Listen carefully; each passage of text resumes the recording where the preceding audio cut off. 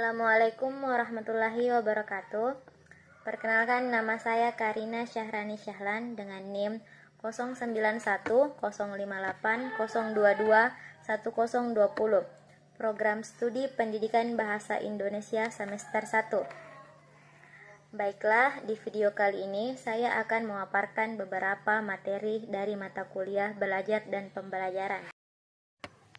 Yang pertama, konsep belajar dan pembelajaran. Secara umum, menurut Imron tahun 1996,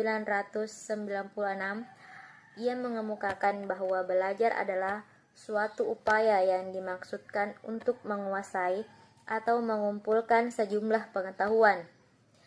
Menurut psikologi belajar adalah suatu perubahan tingkah laku dalam diri seseorang yang relatif menetap sebagai hasil dari sebuah pengalaman.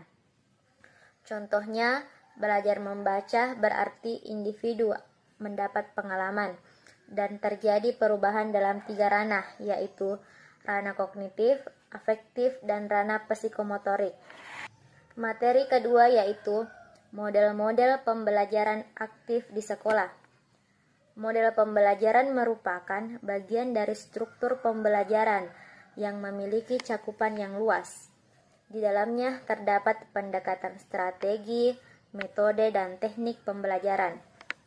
Adapun model pembelajaran aktif di sekolah antara lain, yang pertama, model pembelajaran langsung, yang kedua, model pembelajaran berbasis masalah, dan yang ketiga, model pembelajaran kooperatif.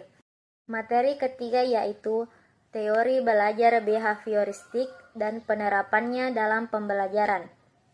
Menurut teori behavioristik, belajar adalah perubahan tingkah laku sebagai akibat dari adanya interaksi antara stimulasi dan respon.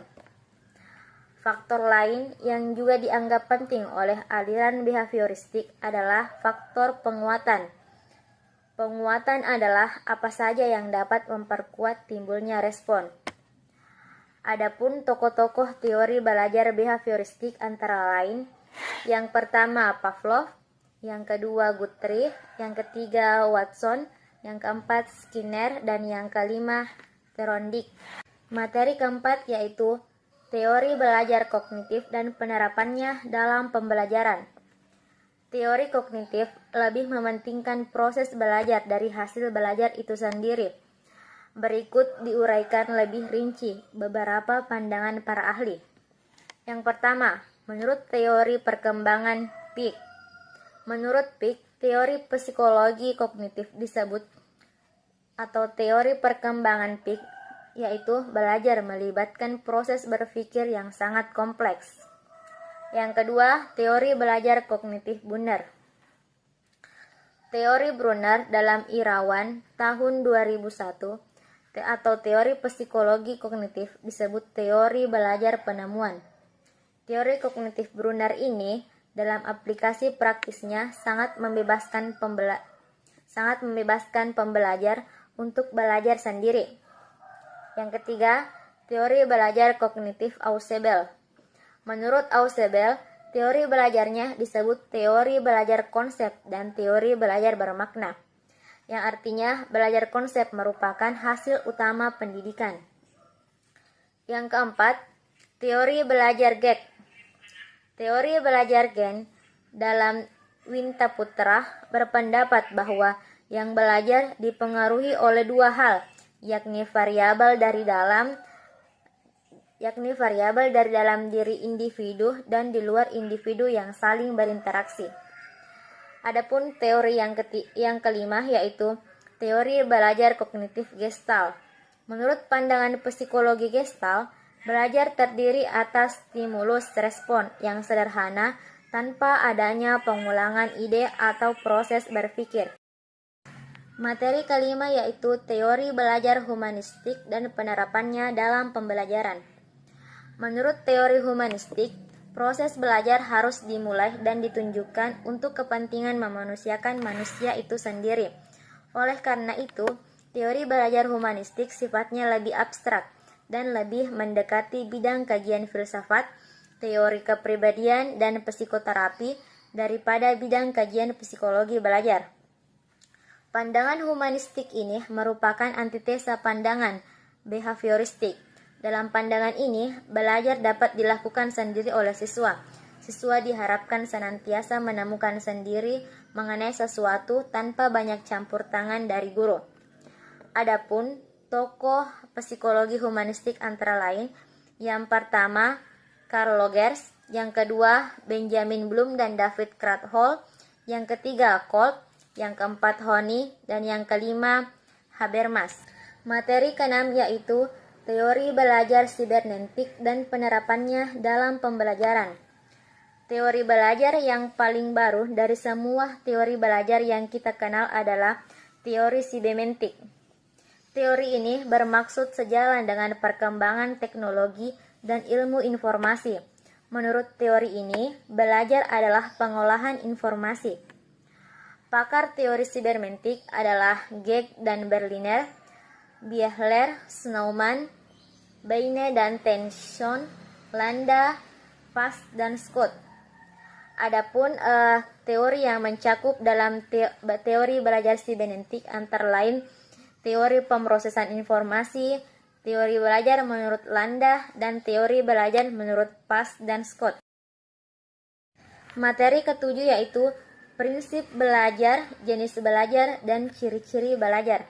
Yang pertama, prinsip belajar menurut teori belajar Gestalt adalah belajar itu berdasarkan keseluruhan. Belajar itu adalah suatu proses perkembangan anak yang belajar, merupakan organisme keseluruhan. Belajar adalah reorganisasi pengalaman. Belajar itu dengan insight atau pemahaman. Belajar akan berhasil jika dihubungkan dengan minat, keinginan, dan tujuan anak didik. Belajar itu proses yang terjadi terus-menerus dan transfer.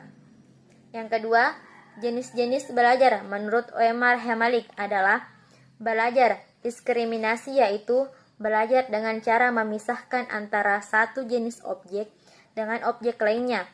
Belajar konsep, yaitu semakin banyak seseorang menguasai konsepsi, maka akan semakin tinggi pengetahuannya.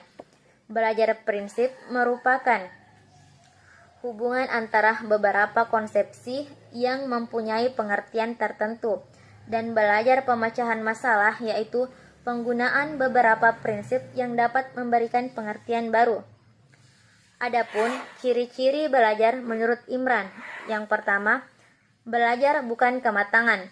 Belajar tidak sama dengan perubahan fisik dan mental, dan hasil belajar relatif menetap dan tidak berubah-ubah.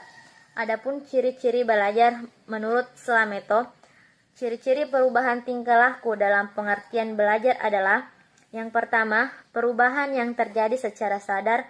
Perubahan dalam belajar bersifat kontinu dan fungsional. Yang kedua, perubahan dalam belajar bersifat positif dan aktif. Yang ketiga, perubahan dalam belajar bersifat sementara. Yang keempat, perubahan dalam belajar bersifat bertujuan atau terarah. Dan yang kelima, perubahan dalam belajar mencakup seluruh aspek tingkah laku. Materi 8 yaitu tujuan belajar dan unsur-unsur dinamis dalam belajar. Tujuan belajar menurut Imron menjelaskan bahwa tujuan belajar dan unsur-unsur dinamis dalam belajar adalah dua hal yang sangat penting dalam belajar.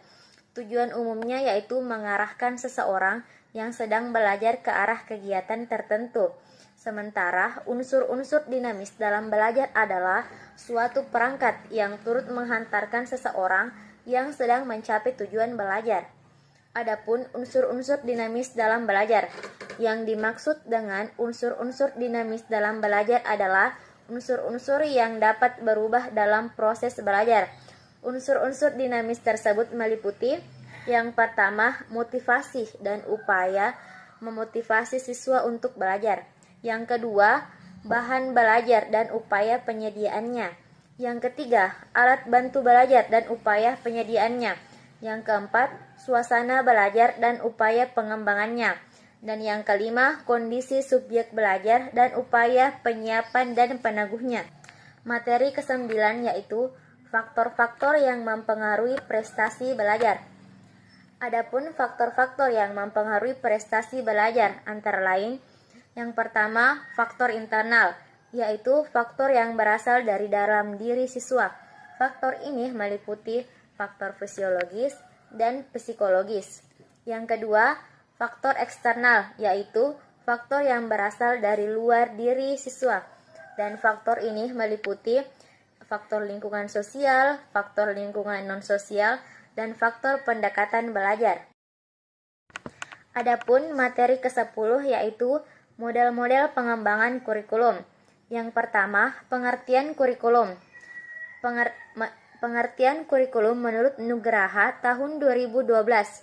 Pada mulanya, istilah kurikulum digunakan bukan dalam bidang pendidikan, akan tetapi dalam bidang olahraga.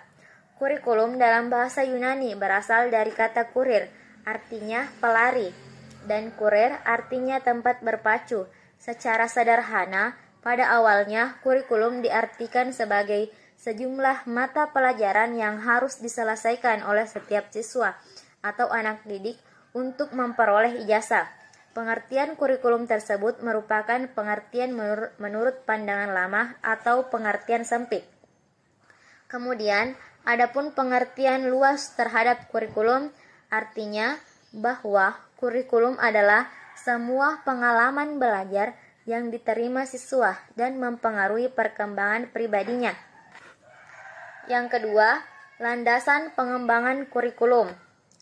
Adapun beberapa landasan pengembangan kurikulum, yang pertama, landasan filosofis, landasan sosial budaya dan agama, landasan ilmu pengetahuan, teknologi dan seni, landasan kebutuhan masyarakat, dan landasan pengembangan masyarakat. Adapun komponen yang terdapat dalam kurikulum, yang pertama, komponen tujuan, komponen materi, organisasi kurikulum, dan komponen evaluasi. Kemudian, model pengembangan kurikulum. Terdapat beberapa model pengembangan kurikulum. Di antaranya, yang pertama, model pendekatan line staff atau garis komando, yaitu sistem komando dari atas ke bawah. Yang kedua, model pengembangan pendekatan grassroots atau bottom up atau akar rumput. Yang ketiga, model arah terbalik Hilda-Taba, dan yang terakhir model Beacap. Itulah tadi beberapa materi dari mata kuliah belajar dan pembelajaran. Semoga yang saya sampaikan dapat bermanfaat bagi kita semua. Lebih dan kurangnya mohon dimaafkan. Billahi fisabilillah haq fastabiqul khairat. Wassalamualaikum warahmatullahi wabarakatuh. Goodbye.